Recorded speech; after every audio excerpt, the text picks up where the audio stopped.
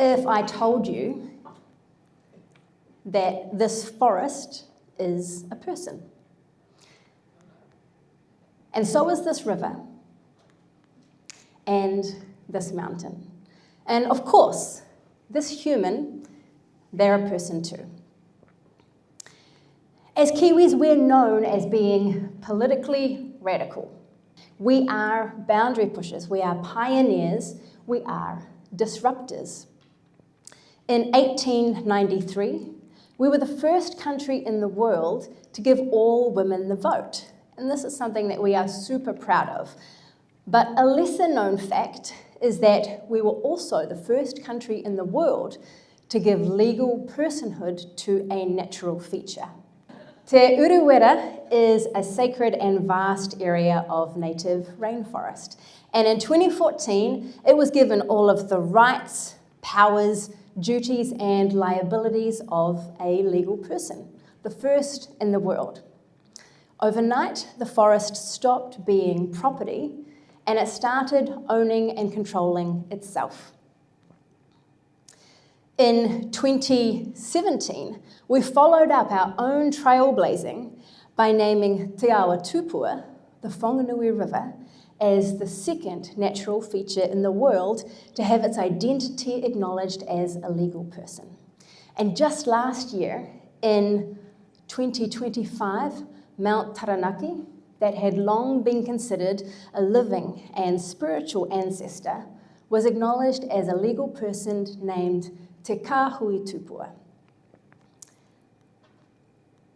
Just like this person. 4 identities, 4 people. Now, each of these people live in New Zealand. They each have a legal name and they each pay taxes.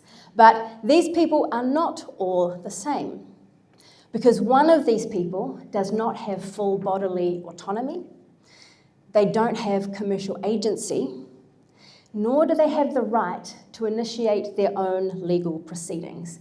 And in this lineup, that person, that one, is the human. Because this human, this person, has what the law describes as affected decision-making capacity. Decision-making capacity is the ability to understand and remember information, consider potential outcomes, and communicate a decision.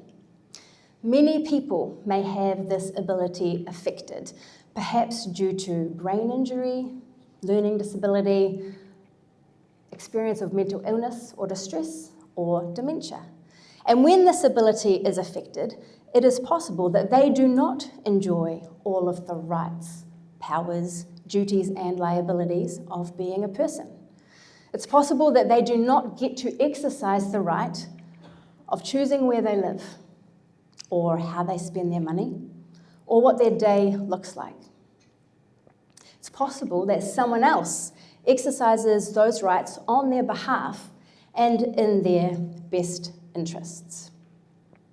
The person themselves then becomes passive. They become subjected. Now, this is not my word choice.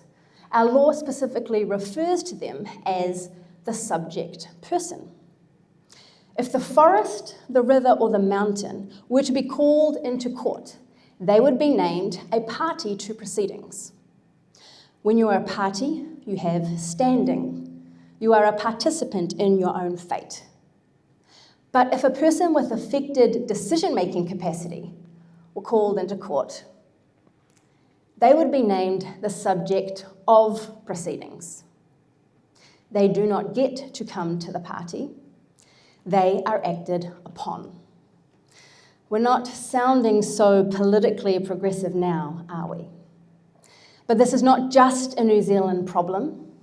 All around the world, countries default to this paternalistic approach of giving someone else the ability to exercise rights on a person's behalf and in their best interests.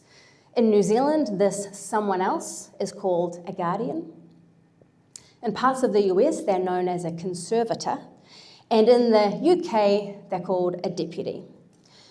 We are all wrestling with this echo of the past, and it's one of the last major frontiers of human rights to be tackled. Now, this limitation of rights has not been my personal experience, but I have spent the last 10 years working in disability advocacy alongside people where it has been theirs, and I've been close enough to see the cost and the impact. Alongside people like Wayne. Wayne held down his own job, managed his weekly paycheck, his budget and his bills, and every week he set aside $20 to buy a lotto ticket. It was his indulgence and he loved the thrill of the ritual. But one unexpected inheritance later, and a distant family member had applied to the courts to manage Wayne's property on his behalf. They were worried that this new inheritance was substantial and risky, and maybe Wayne was going to waste his money. Or worse, maybe someone else was going to take advantage of Wayne, and they would waste his money. So the courts said yes. They appointed the distant family member, who, by the way, Wayne barely knew, and they started to manage Wayne's property.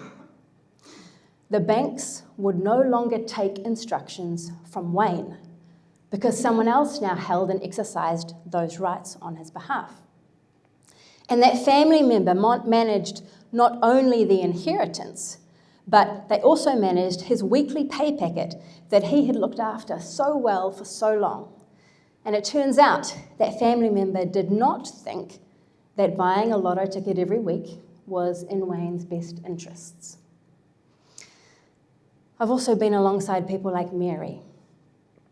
Now, Mary's sister has been her welfare guardian for years, but lived overseas and, for the most part, just left Mary to it.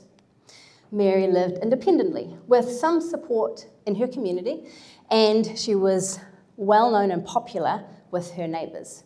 They always complimented her meticulous garden and the sunflowers in her front yard.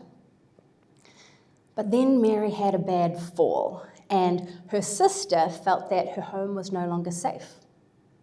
So from across the world, and without even stepping foot in New Zealand, the sister moved Mary across town and into a unit. The move was deemed to be in Mary's best interests because the unit had no steps, it had no yard, and it was low maintenance. This substituted decision maker removed Mary from her community and from her beloved garden without even seeing the sunflowers or the joy that they brought Mary. Next, consider Robert.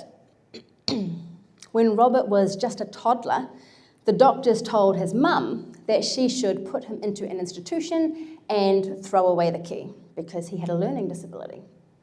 So Robert grew up under the guardianship of the state, where he had no privacy and he had no affection, and where he shared toys and toothbrushes. For over 2 decades, other people made all of Robert's decisions, from what was on his plate to the clothes that were on his back. But eventually Robert found his voice, and he started to advocate for himself. And when he did choose his own clothes, as a good Kiwi bloke, he chose a rugby jersey and shorts. Now, I have changed some of the details of Wayne and Mary's stories to protect their privacy, but I have changed nothing about Robert's story. Robert went on to become a disability rights activist. He was then knighted for his leadership and appointed to the United Nations Committee on the Rights of Persons with Disability. Sir Robert Martin's biography tells his story in poignant detail, and its title says everything. Sir Robert demonstrated what it means to move from being a subject to being a party. Sir Robert demonstrated what it means to become a person. We have empowered the forest, the river, and the mountain with additional and expanded rights, but we continue to limit some of the rights of our human citizens. And ironically, both have been done in the name of protection. But the protection of a person should never violate the rights of a human. The United Nations has unequivocally said that disabled people have a right to enjoy legal capacity on an equal basis with others. This means disabled people have a right to make their own decisions that the law will recognise as valid. Full stop. Not some decisions, not just the safe ones, all of them. Now, of course, decision-making skills will still vary person to person and decision to decision, but legal capacity is not a skill, it's a right, and rights don't come in different sizes. The opportunity for change is now. Actually, the opportunity for change is always now, this moment. Today is the day to say enough is enough. It is time to cross the threshold. In New Zealand and around the world, countries are examining and refashioning their laws and concepts about decision-making. And just a few short months ago here in New Zealand, it was proposed that our law should not just be refashioned, but should be replaced entirely. After all, we're the folks that invented entirely new legal categories in the past. We have been pioneers before, and we can be pioneers again. As we look to what shape our new law should take, we need look no further than the forest, the river, and the mountain for a pattern. It could be said that Te Urewera lacks abilities. After all, it cannot literally walk into a courtroom and speak. It therefore requires others that have a human face and voice to legally represent it. The Te Urewera Board holds this privilege and responsibility, and the law requires that they make decisions guided by the forest's intrinsic identity, its values, its customs and ways of being. They are to be guided by its will. The forest specifically has a right to do as it feels, even if that means being wild and untamed. The humans that legally represent Te Awa Tupua have a similar charge to strengthen and promote the mauri, or the life force and spirit of the river. They also must be guided by its will. And you guessed it, the mountain is the same. The humans that represent Te Kāhui Tupua must make decisions that promote the mountain's mana, its power, its authority, prestige, and influence. They too must be guided by its will. Now, these representatives are bound to a different legal compass. The law strictly prohibits them from substituting their own judgments on behalf of the person they represent. They can only listen, interpret, and respond. Wayne deserved that. Mary deserved that too. Sir Robert came to demand it. All decision-making must be grounded in rights, in will, and in preferences. Our will is our long-term identity and values, and our preferences are the things that are important to us today. Both matter, and they matter more than best interests. For every person in this room, there could be a different opinion about what might be in my best interests, but there is only one source of truth for my will and preference. Only when we stop substituting a person's will with someone else's opinion of best interests can we truly start supporting decision-making. And keeping things super simple, supported decision-making is the name of this approach. When we support a person to make their own decisions instead of doing it for them. The job of the decision-maker is to communicate their will and express their preferences. The job of the supporter is to acknowledge, interpret, and respond to those preferences. Now, supported decision-making does not mean making sure that all decisions are good, nor does it mean eliminating all risk and making sure that something bad will never happen.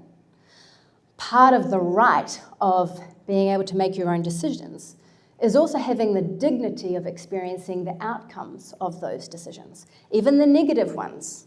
After all, our poor decisions are often the ones that we learn the most from. Supporters do have a job to do to safeguard decision makers from significant harm. But this safeguarding must still be aligned with a person's rights, their will, and their preferences. For Wayne, this could look like having a separate account or trust fund for that inheritance, and having a supporter alongside him to make sure that he understands his financial options and, importantly, that he can still buy that lotto ticket every week. For Mary, it's about examining how her home could be made safer. Perhaps a ramp could be installed, or somebody could come and live with her. And if these options aren't feasible, then whatever changes do happen still must be aligned with her rights, her will, and her preferences. Because this is what matters to her. Good support looks like having more time to make a decision, having information that the person can understand, and taking a big decision and breaking it down into simple, small steps. Good support looks like understanding and documenting will and preference. And we have the advantage of living in a time where we have new technologies and ways of doing this. I now spend my days leading Volition. Volition is a social enterprise building digital tools to help people to practice supported decision-making every day. We're harnessing the power of digital tools to help people to document and share preferences, because we actually don't need to wait for the law to change before we can start pushing the boundaries. There is a well-known whakatauki, or Māori saying, that asks the question, what is the most important thing in the world? The answer is he tangata, he tangata, he tangata. It is the people, it is the people, it is the people. We have honoured the mountain, the river, and the forest as people. Let's do the same for each other. Thank you.